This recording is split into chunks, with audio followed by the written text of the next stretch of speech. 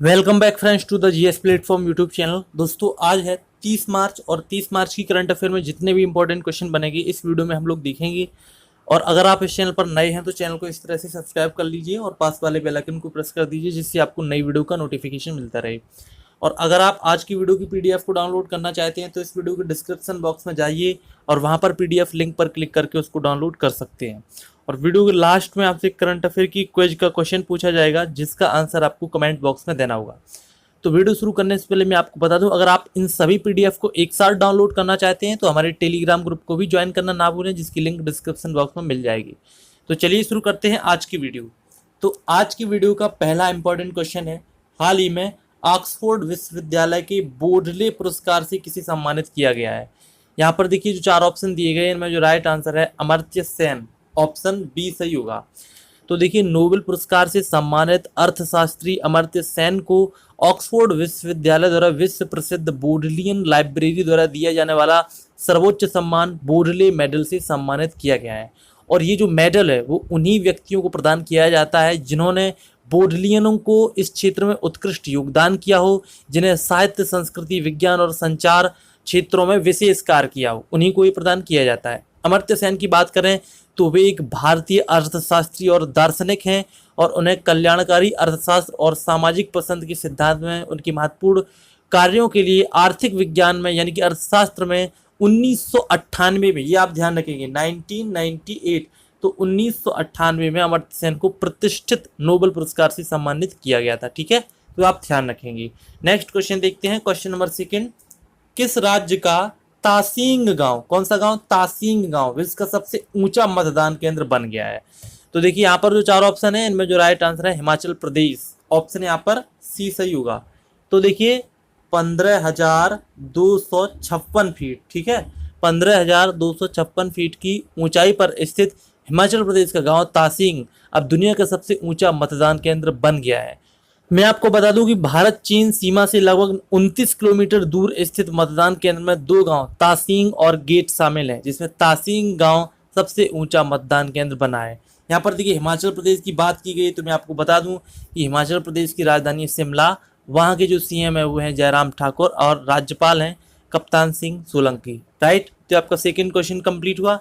Next question देखते हैं, question number third, हाल ही में ट्यूरिंग पुरस्कार से किसे सम्मानित किया गया है।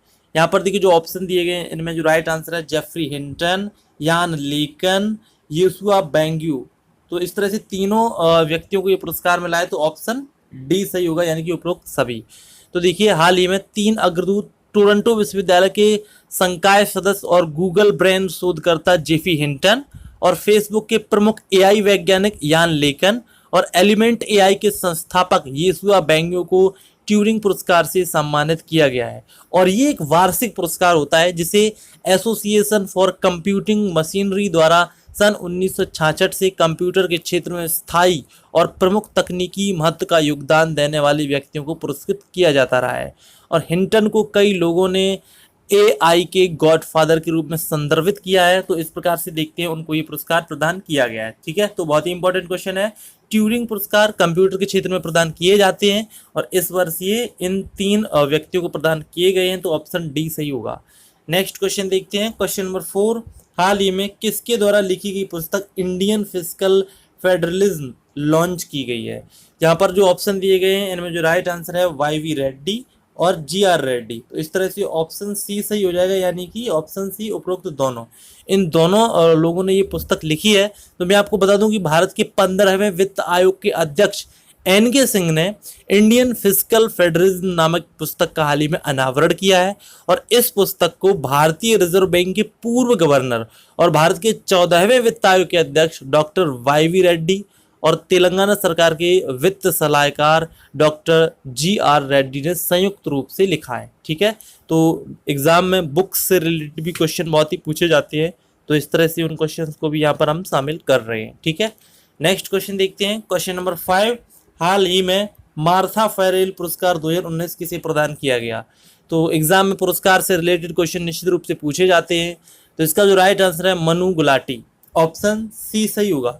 तो देखिए दिल्ली में सरकारी स्कूल की शिक्षक मनु गुलाटी को सबसे होनहार व्यक्ति श्रेणी में महिलाओं के सशक्तिकरण में उत्कृष्टता 2019 के लिए मार्था फेरेल पुरस्कार से सम्मानित किया गया है और उन्होंने लैंगिक समानता और महिला सशक्तिकरण को बढ़ावा देने के लिए 1,50,000 की पुरस्कार राशि उन्होंने जीती है और ये राशि 1,50,000 की जो राशि है वो इस पुरस्कार को प्रदान करने वाली जो संस्था है वो प्रदान करती है। और वर्ष 2017 में पहली बार लैंगिक समानता के लिए प्रसिद्ध कार्यकर्ता डॉक्टर मार्था फेरेल की स्मृति में ये पुरस्कार प्रदान किए गए थे, तब से लगातार प्रदान किए जा रहे हैं। ठीक है, नेक्स्ट क्वेश्चन देखते हैं। क्वेश्चन नंबर 6, हाल ही में मनोहर अजगांवकर को किस राज्य का उप मुख्यमंत्री बनाया गया है? तो देखिए यहाँ पर जो ऑप्शन दिए गए हैं इसका जो राइट आंसर है गोवा, ऑप्शन ए सही होगा। तो देखिए गोवा के पर्यटन और खेल मंत्री मनोहर अजगांवकर को गोवा राज्य के उप मुख्यमंत्री के रूप में नियुक्त किया गया है और अजगांवकर ने भाजपा में शामिल होने के लिए महाराष्ट्रवादी गोमांतक पार्टी को छोड़ दिया था। इसके बाद बीजेपी ज्वाइन की थी और नवनियुक्त भाजपा विधायक दीपक पुष्कर को भी मुख्यमंत्री प्रमोद सावंत के मंत्रिमंडल में शामिल किया गया है। यहाँ पर देखिए गोवा की बात की गई है तो मैं आपको बता दूं गोवा की राजधानी है पणजी और वहाँ के जो चीफ मिनिस्टर अभी हाल ही में बने हैं वो बने हैं प्रमोद सावंत, क्योंकि अभी हाल ही में वहाँ के पूर्व मुख्यमंत्री मनोहर पर्रिकर का निधन हो गया था। ठीक है, तो आपका 6th क्वेश्चन कंप्लीट हुआ। नेक्स्ट क्वेश्चन देखते हैं। क्वेश्चन नंबर 7, वैश्विक ऊर्जा संक्रमण सूचकांक में भारत किस स्थान पर रहा है? तो इसका आंसर हो जाएगा 76वें स्थान पर, ऑप्शन ए सही होगा। तो देखिए विश्व आर्थिक मंच यानी कि WEF वर्ल्ड इकोनॉमिक फोरम के वैश्विक ऊर्जा संक्रमण सूचकांक में भारत 76वें स्थान पर है। हालांकि भारत ने पिछले सूचकांक की तुलना में 2 स्थान की छलांग लगाई है। विश्व आर्थिक मंच द्वारा जारी सालाना सूचकांक में नए संस्करण में स्वीडन इस साल भी पहले स्थान पर बना हुआ है और जिनेवा में स्थित विश्व आर्थिक मंच द्वारा संकलित इस वार्षिक सूची में 115 अर्थव्यवस्थाओं को इसमें स्थान प्रदान किया गया था। मैं आपको बता दूं कि स्वीडन के बाद दूसरा स्थान किसका है तो वो स्विट्जरलैंड का है और तीसरा स्थान इसमें नॉर्वे का है। और ब्रिक्स देशों में सूचकांक में भारत से बेहतर प्रदर्शन सिर्फ ब्राजील का रहा है जिसको 46वां स्थान मिला है। इसके अतिरिक्त भारत उन चुनिंदा 5 देशों में से एक है जिसका स्थान पिछले सूचकांक की तुलना में बेहतर हुआ है। ठीक है, तो ध्यान रखेंगे वैश्विक ऊर्जा संक्रमण सूचकांक में भारत 76वें स्थान पर रहा है, तो ऑप्शन ए सही होगा। नेक्स्ट क्वेश्चन देखते हैं। क्वेश्चन नंबर 8, भारतीय कॉफी की कितनी किस्मों को जीआई टैग मिला है? जीआई टैग की बात करें एक जियोग्राफिकल आइडेंटिफिकेशन टैग होता है जो कि किसी उत्पाद को प्रदान किया जाता है जो कि विशिष्ट क्षेत्र में पाया जाता है। तो ये आपको बताना है कि भारतीय कॉफी की कितनी किस्मों को ये टैग मिला है, तो इसका आंसर हो जाएगा 5 किस्में, ऑप्शन सी सही होगा। तो देखिए आंतरिक व्यापार और उद्योग संवर्धन विभाग, वाणिज्य और उद्योग मंत्रालय भारत सरकार ने हाल ही में भारतीय कॉफी की 5 किस्मों को भौगोलिक संकेत जीआई से सम्मानित किया है, जिसमें पहली है कुर्ग अरेबिका कॉफी, दूसरी है बाबू बुदन अरेबिका कॉफी, तीसरी है चिकमलगूर अरेबिका कॉफी, 5वीं है अरकू वैली अरेबिका कॉफी और इसके बाद है बाबू बुंदा गिरिस अरेबिका कॉफी। ये 5 कॉफी की किस्में हैं, इनको जीआई टैग मिला है। बात करें कॉफी की तो भारत में कॉफी की खेती लगभग 4.54 लाख हेक्टेयर में 3.66 लाख किसानों द्वारा की जाती है, जिसमें 98% छोटे किसान होते हैं। और कॉफी की खेती मुख्य रूप से भारत के दक्षिणी राज्यों में की जाती है, जिसमें कर्नाटक 54%, केरल 19% और तमिलनाडु 8% कॉफी का उत्पादन करते हैं। ठीक है, तो आपका 8th क्वेश्चन कंप्लीट हुआ। नेक्स्ट क्वेश्चन देखते हैं। क्वेश्चन नंबर 9, आईआईटी खड़गपुर ने किस कंपनी के साथ 5G व AI क्षेत्रों में अनुसंधान के लिए हस्ताक्षर किए हैं? तो इसका आंसर हो जाएगा विप्रो, ऑप्शन बी सही होगा। तो देखिए एक प्रमुख वैश्विक सूचना प्रौद्योगिकी परामर्श और व्यापार प्रक्रिया सेवा कंपनी विप्रो तथा भारतीय प्रौद्योगिकी संस्थान खड़गपुर IIT खड़गपुर ने हाल ही में 5G तथा AI क्षेत्रों में उच्च प्रभाव उद्योग केंद्रित अनुसंधान पर सहयोग करने के लिए समझौता ज्ञापन पर हस्ताक्षर किए हैं और इस साझेदारी से विप्रो द्वारा अनुसंधान में इस परिणामों से उनके ग्राहकों को औद्योगिक क्षेत्र में समाधान विकसित करने के लिए IIT खड़गपुर का संयुक्त अनुसंधान प्राप्त होगा। ठीक है, तो आपका 9th क्वेश्चन कंप्लीट हुआ। नेक्स्ट क्वेश्चन देखते हैं। क्वेश्चन नंबर 10, हाल ही में कौन सा सी पोर्ट का मतलब होता है बंदरगाह 200 MMT कार्गो आवाजाही दर्ज करने वाला पहला भारतीय बंदरगाह ऑपरेटर बना है? तो इसका आंसर हो जाएगा अडानी पोर्ट्स, ऑप्शन ए सही होगा। तो देखिए Adani ports and special economic zone AP says ने घोषणा की है कि उसके पूर्व और पश्चिम तटों के साथ 9 बंदरगाहों पर 200 मिलियन मीट्रिक टन MMT से अधिक की कार्गो आवाजाही दर्ज की गई है और ये उपलब्धि हासिल करने वाला ये पहला भारतीय बंदरगाह ऑपरेटर बन गया है। और अदानी पोर्ट्स ने 2001 में अपनी यात्रा शुरू की थी और दुनिया के सबसे बड़े बंदरगाह ऑपरेटरों में से ये एक अब बन गया है। ठीक है, तो आपका 10th क्वेश्चन कंप्लीट हुआ। नेक्स्ट क्वेश्चन देखते हैं, क्वेश्चन नंबर 11। हाल ही में किस संस्था ने आतंकवाद के वित्त पोषण के लिए पहला प्रस्ताव पारित किया है? तो इसका आंसर रहेगा संयुक्त राष्ट्र परिषद, यानी कि संयुक्त राष्ट्र संघ। ऑप्शन सी सही होगा।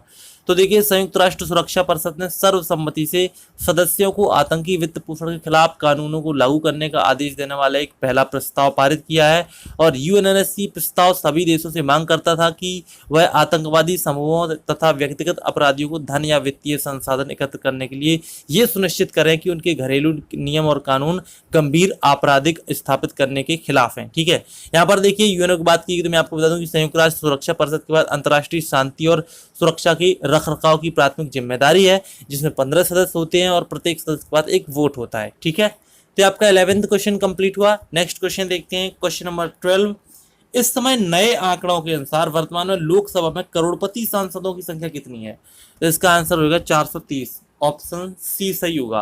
तो देखिए, नई रिपोर्ट के अनुसार 430 यानी कि लगभग 83% करोड़पति इसमें शामिल ये, जिसमें कि 174 यानी कि 33% ने अपने खिलाफ आपराधिक मामले भी घोषित किए हैं। और ये एसोसिएशन फॉर डेमोक्रेटिक रिफॉर्म्स की एक रिपोर्ट है, जो कि एक तरह का एनजीओ है जो कि चुनाव सुधारों के लिए कार्यरत है। और उन्होंने ये भी कहा कि 430 करोड़पति सांसदों में से 227 बीजेपी के, 37 कांग्रेस के और 29 AIDMK के हैं। ठीक है, तो आप ध्यान रखेंगे इस समय जो कुल सांसदों की संख्या है उसमें से 430 करोड़पति हैं। राइट, नेक्स्ट देखते हैं कल की क्विज का आंसर। तो कल आपसे पूछा गया था, प्रतिष्ठित पत्रिका फोर्ब्स की विश्व की सबसे अमीर खेल टीम के मालिकों की सूची में शीर्ष पर कौन रहा है? तो इसका आंसर हो जाएगा मुकेश अंबानी। ऑप्शन ए सही होगा। और आज की कुछ का सवाल है, भारत के पहले लोकपाल के पद पर कौन नियुक्त होंगे? तो यहाँ पर देखिए, बहुत ही इंपॉर्टेंट क्वेश्चन दिया गया है। अगर आपको इस क्वेश्चन का आंसर आता है तो वीडियो के कमेंट बॉक्स में जाइए और इसका आंसर अवश्य दीजिए।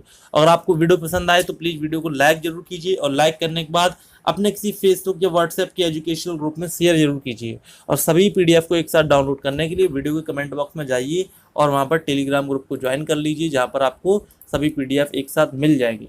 और अगर आपने अभी तक लोअर PCS और रेलवे के लिए करंट अफेयर टेस्ट सीरीज का पार्ट 5 नहीं देखा है तो एंड स्क्रीन में इसकी लिंक दी गई है, इस पर क्लिक करके आप इस वीडियो को जरूर देखिए, जहाँ पर आपको बहुत ही इंपॉर्टेंट वीडियो मिलने वाली है। तो मिलते हैं नेक्स्ट वीडियो में, तब तक के लिए नमस्कार।